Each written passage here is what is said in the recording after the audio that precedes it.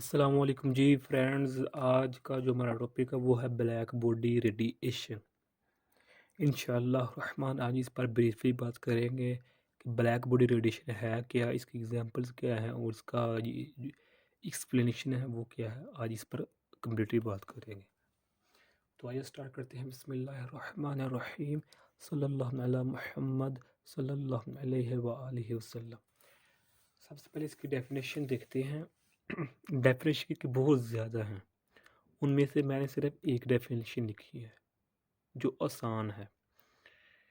A black body is an ideal object that has perfect absorption of all radiation that falls on it regardless of direction or wavelength।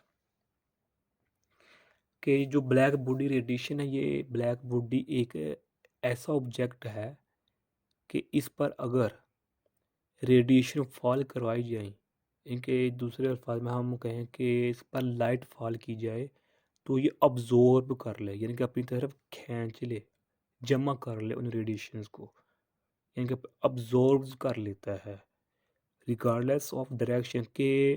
वो body, ये शर्त नहीं है कि body के सामने से कोई रेडिएशन आए तो उसको अब्जॉर्ब करेगा, बल्कि ब्लैक बॉडी की ये क्वालिटी है कि जहाँ से जिस डायरेक्शन में भी कोई भी रेडिएशन है उसको अब्जॉर्ब कर लेती है। और वहाँ कोई छोटी वेवलेंथ की हो रेडिएशन या बड़ी वेवलेंथ की बड़ी वेवलेंथ की रेडिएशन हो, जो ब्लैक बॉडी होती है वो अब्जॉर्ब कर लेती है रेडिएशन को।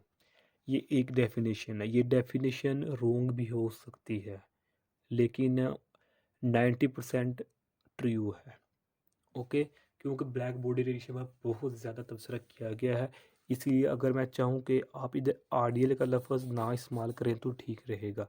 बाकी इस तरह यहाँ से लेकर यहाँ तक लिख लेंगे तो डेफिनेशन बिल्कुल दुरुस्त है। ओके, ये आरडीएल का लफ्ज़ निकाल कर। ओके, आगे देखते हैं। It has continuous frequency spectrum that depends only the bodies temperature is called Planck spectrum और प्लांक्स लॉ।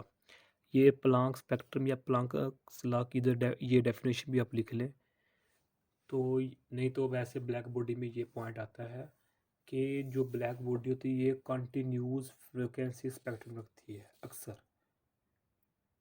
और ये डिपेंड करती है बॉडी के टेम्परेचर पर, कि बॉडी का जो ऑब्जेक्ट का जो टेम्परेचर है उसी के हवाले से, उसी के मुताबिक according to the body temperature जो फ्रीक्वेंसी स्पेक्ट्रम होगा बॉडी ब्लैक बॉडी रेडिएशन का वो कंटिन्यूस होगा या डिस्क्रीट मैनर में होगा। ये डिपेंड करेगा बॉडी टेम्परेचर पर।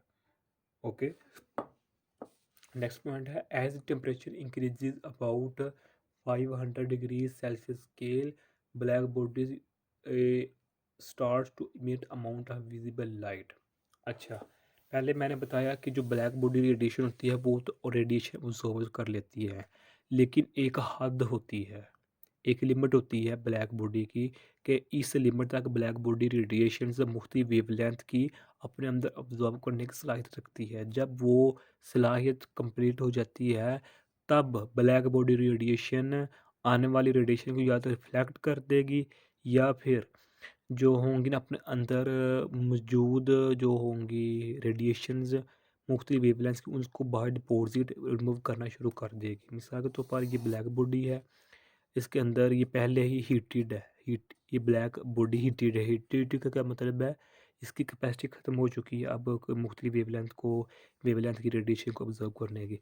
तो अब ये क्या करेगी कि अपनी चारों डायरेक्शन में जो है ना वेवलेंथ खारिज करना शुरू कर देगी, क्योंकि इसका टेम्परेचर बहुत हाई है।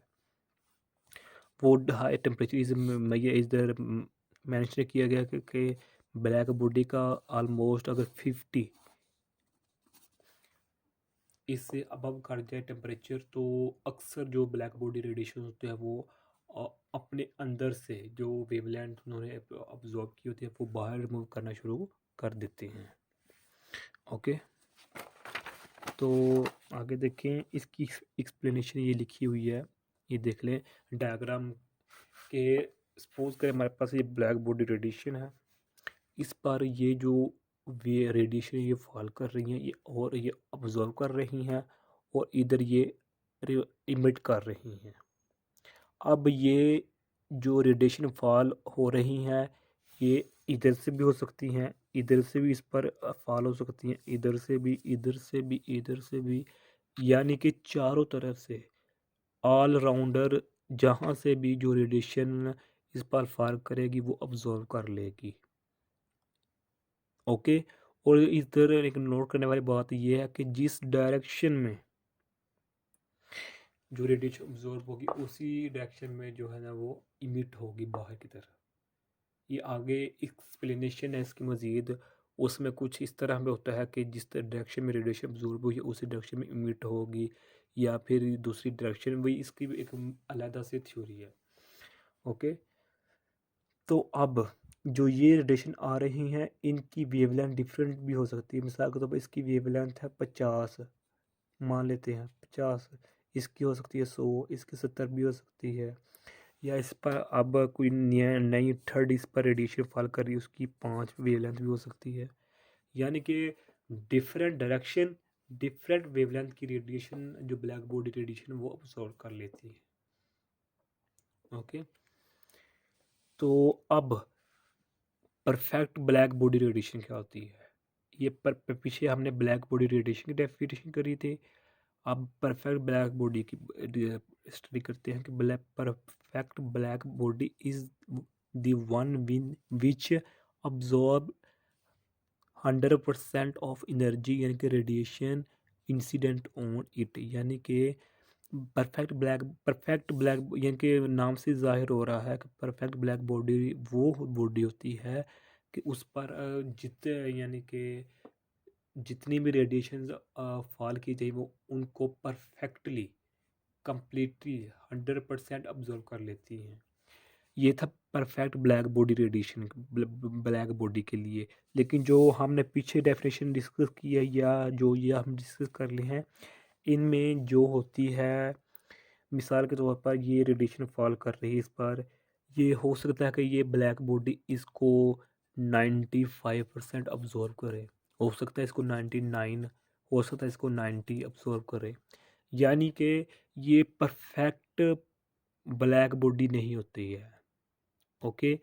तो परफेक्ट ब्लैक बॉडी रेडिएशन की एक निशानी है कि रेडिएशन जो उस पर फॉल की जा रही है वो उसको कम्प्लीटली मुकम्मल तौर पर अपने अंदर अब्जॉर्ब जज़ब कर लेंगे।